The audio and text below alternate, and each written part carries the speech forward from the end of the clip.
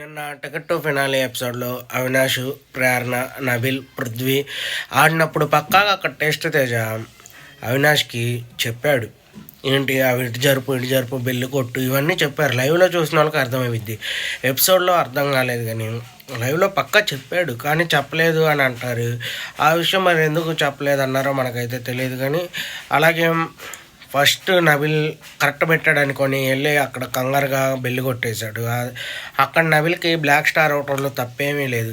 ఎందుకంటే ఫస్ట్ మిస్టేకే తర్వాత టాస్క్లో తనకు చాలా పెద్ద మిస్టేక్ అయింది. ఎందుకంటే ఇక్కడ 4వ ప్లేస్ వచ్చాడు కాబట్టి తనకి 4 బాల్సే వచ్చినాయి. పృథ్వీకి 5, ప్రేరణకు 6, అలాగే అవినాష్కి 8. ఇక్కడ అవినాష్కి చాలా పెద్ద అడ్వాంటేజ్ అయింది ఫస్ట్ టాస్క్ విన్ అవటం వల్ల.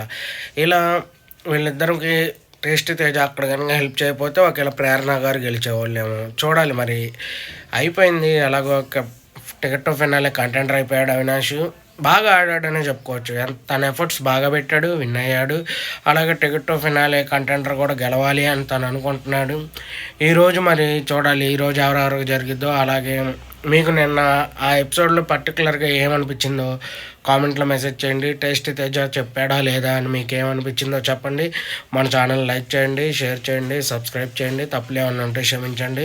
నెక్స్ట్ ఇంకొక మంచి వీడియో వచ్చింది, ఆ వీడియో మాత్రం చూస్తూ ఉండండి.